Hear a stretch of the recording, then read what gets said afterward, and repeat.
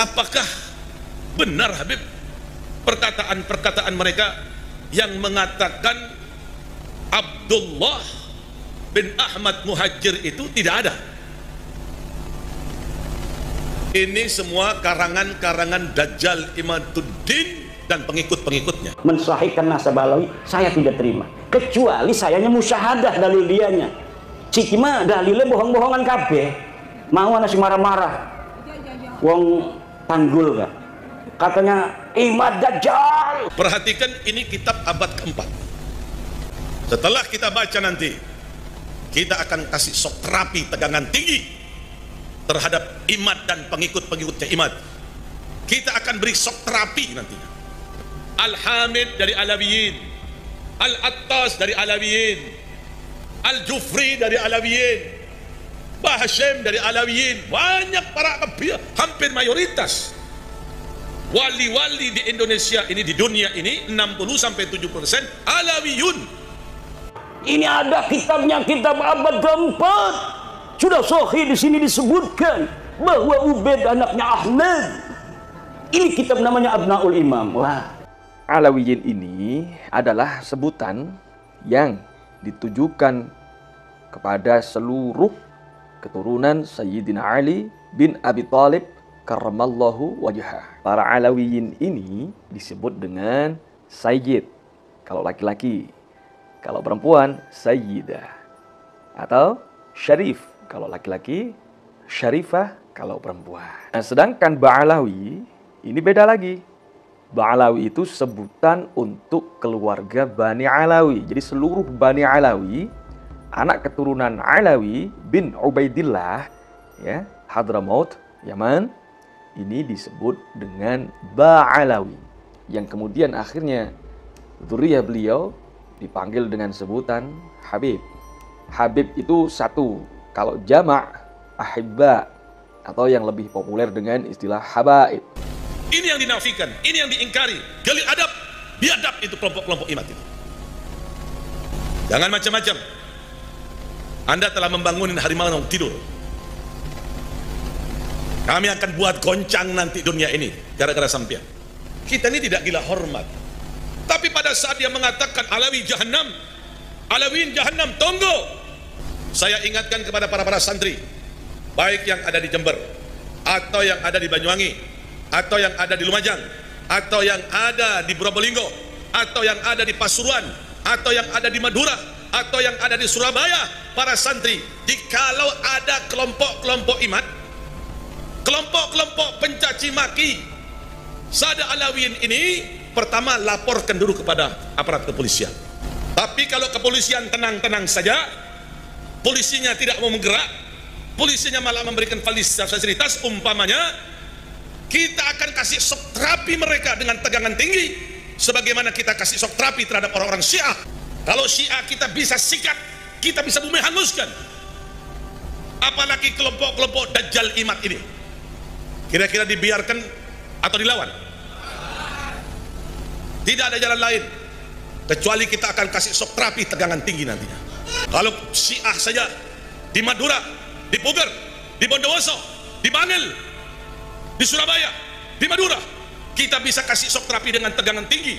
Pasukan-pasukan mereka kita rontokkan, apalagi pasukan-pasukan Dajjal Imad ini kita akan berikan shock terapi dengan tegangan tinggi. Kalau tidak gitu, tidak akan pernah selesai. Tidak akan bisa dibiarkan ini. Ini kelompok-kelompok Dajjal ini tidak bisa dibiarkan. Betul tidak? Betul tidak? Tunggu waktunya.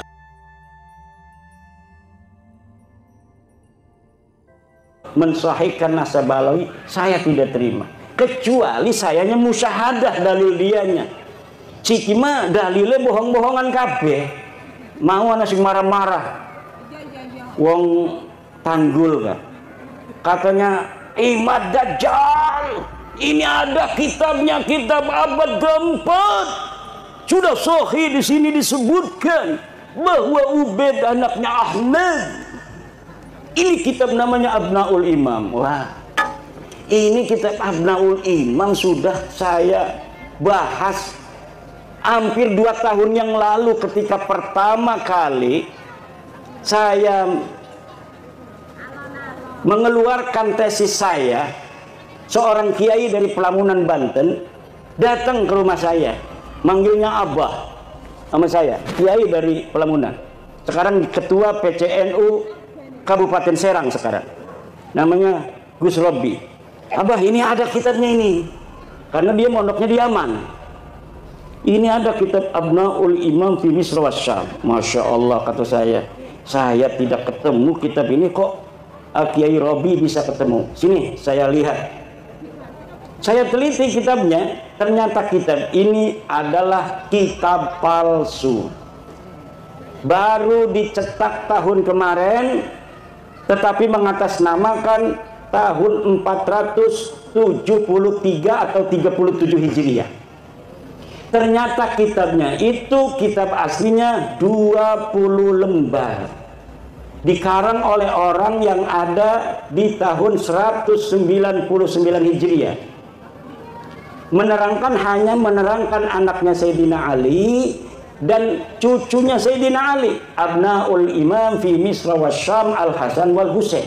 Tidak menerangkan yang lainnya karena tahunnya saja masih tahun 199 Hijriah. Sedangkan Ubaid itu wafatnya 383 Hijriah. Masa iya orang yang hidup di tahun 199 Hijriah bisa mencatat orang yang ada di tahun 383 Hijriah? Bohong apa raku?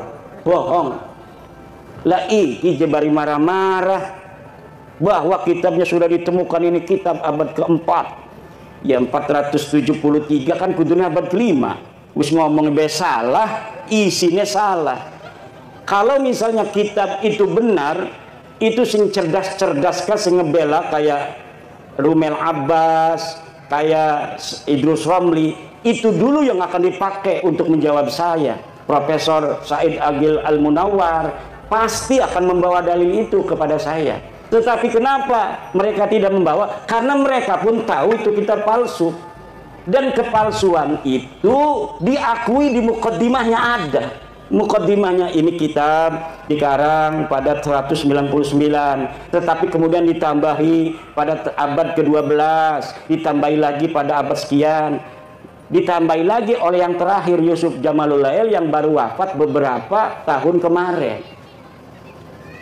Lah itu kitab Murtadha Az-Zabidi yang katanya adalah menetapkan dan mengisbat Ba'alwi, itu kitabnya juga palsu. Kitab palsunya dari mana sih? Kiai tahu aja kalau palsu. Karena percetakan itu biasa dicetak itu menggunakan jasa peneliti. Misalnya nih ada manuskrip ditemukan di Rumbia. Manuskrip ini atas nama Pangeran Diponegoro. Panggil dari UI, filolog suruh nyetak. Tetapi peneliti tidak akan bohong.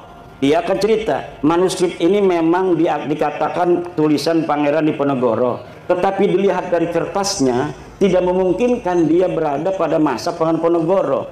Kertasnya ini dicetak atau diproduksi pada tahun 1950, sedang di Diponegoro tahun 1825.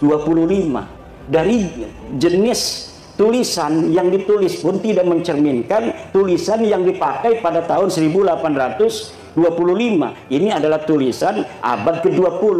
Itu tahu. Dan dia ngomong bahwa menulisnya ketika di Lampung. Sedangkan tidak ada pernah berita diketahui Pangeran Diponegoro pernah ke Lampung. Itu sebenarnya Pangeran Diponegoro siapa? Tapi karena misalnya Provinsi Lampung ini ketua PCNU-nya ingin dicetak aja sesuai dengan tulisannya itu karya Pangeran Diponegoro. Begitu yang terjadi dengan kitab Ar-Raudul Jali karangan Syekh Murtadha Az-Zabidi. Coba beli kitab Ar-Raudul Jali karangan Syekh Murtadha Az-Zabidi cetakan Yaman Darul Fatah. Itu dari mukaddimahnya sudah jelas bahwa manuskrip ini tidak ditemukan sebelum keluar, dicatat, disalin oleh Hasan Muhammad Qasim. Ini orang abad 50 tahun yang lalu dia. baru meninggal 50 tahun yang lalu. Katanya dia menyalin dari tulisan seorang yang bernama Abdul Mu'ti Al-Wafai yang berada di Khazanah Al-Wafaiyah Mesir. Tetapi sekarang manuskrip yang ada di Wafaiyah Mesirnya sudah hilang. Premen dia bisa nyatet barang tas dicatat bisa hilang niku. Kenapa begitu? Itu bukti bahwa sebenarnya manuskrip itu tidak ada sama sekali. Karena beberapa klaim mereka punya manuskrip di dalam sebuah kitab yang namanya Uqudul Almas karya Alwi bin Thahir, setelah saya konfirmasi di kitabnya bohong.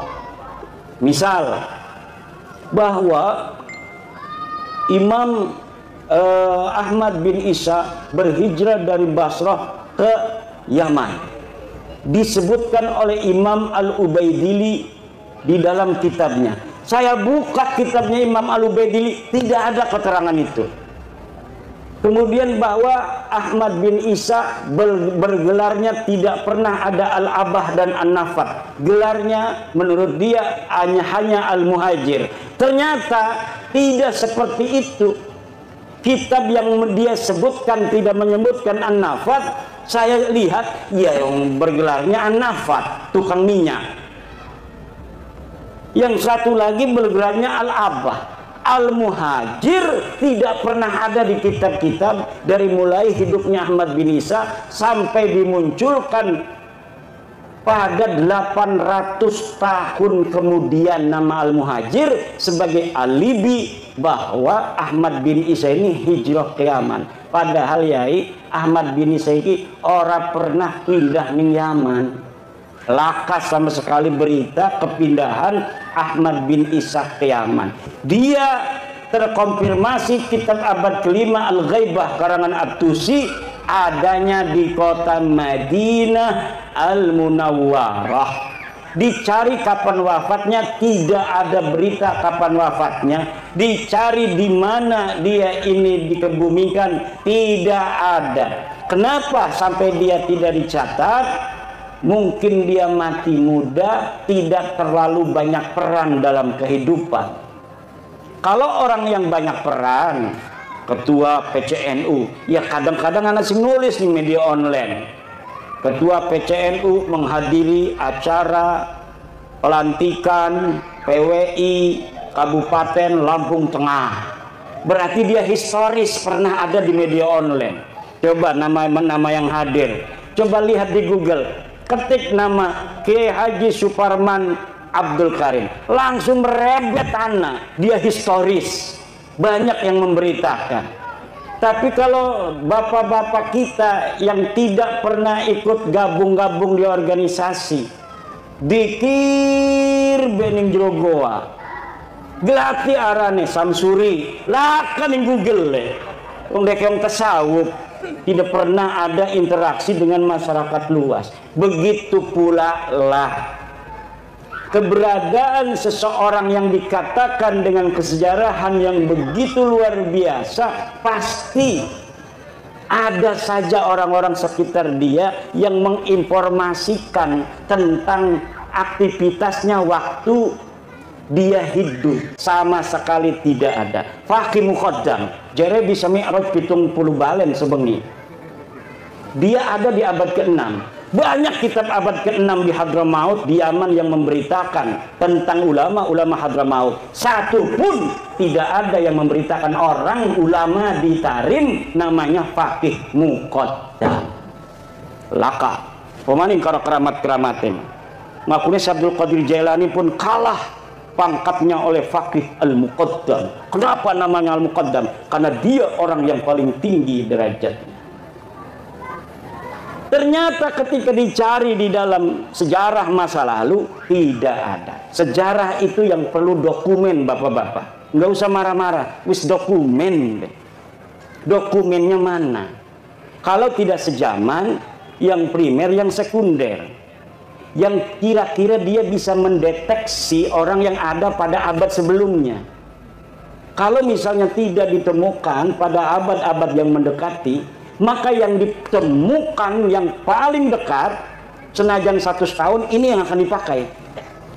Nanti apabila ditemukan yang lebih tua, maka yang muda, yang bertentangan yang dengan yang lebih muda ini harus namanya tesisnya ini sudah ada antitesis, sudah tidak bisa dipakai lagi.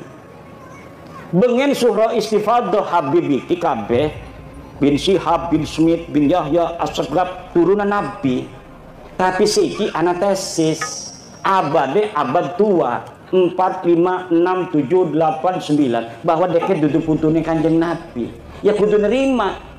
Tes DNA ini melenceng, turunan Nabi kudune J1 deket mah tes DNA ini hasilnya G, haplogrupik. Turunan Nabi Muhammad, turunan Nabi Ibrahim J1 haplogrupnya. Mereka 180 orang yang sudah tes DNA kebanyakan G. Ini menunjukkan bahwa mereka bukan sebagai turunan Nabi, tapi juga bukan orang Arab. Kenapa sih kepunteng-punteng Kiai Imad kok ngomong ikut terus? Karena penting buat warga NU yang percaya kepada penghormatan kepada keluarga Nabi hanya warga NU. Lamun putu Nabi asli mah dimai duit gemembut dibalikakan maning.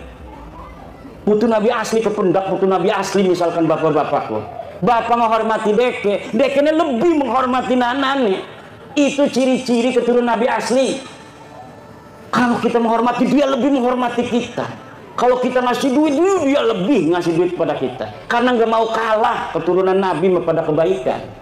Kalau orang tawadu, maka kita akan kalau kita tawadu, dia akan lebih tawadu. Itu ciri keturunan Nabi asli. Lebih baik dia yang menanggung derita daripada rakyat yang menanggung derita. Itu ciri keturunan Nabi asli. Bukan yang mengorbankan orang lain untuk kepentingan dia. Bukan. Ciri Nabi asli itu keturunannya adalah keturunan Nabi asli. Dia rela menderita. Yang penting umat Islam ini bahagia. Bukan sebaliknya, nyuruh orang-orang berantem demi kepentingan dia, sementara dianya aman-aman saja. Nyuruh orang-orang Indonesia berantem, dianya enak-enakan tidur. Orang-orang yang bodoh dari orang-orang yang bisa dipengaruhinya suruh gulat sama orang-orang yang menentang kepentingan dia. Ini adalah yadullu ala annahum laisu min durriyati Rasulillah Muhammad sallallahu alaihi wa alihi wasallam bil marrah. Sama sekali bukan. Dari cara wajahnya ngomong marah, hal tarawna fi wajhihi nuran nubuwah.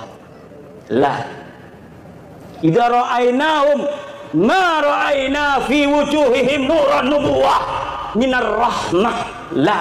La nanduru ila wujuhihim rahmah, walakin nanduru ila wujuhihim at-takabbura wat-tafakhura wat-ta'aliya 'ala al-akharin. Na'udzubillah summa na'udzubillah min dzalik.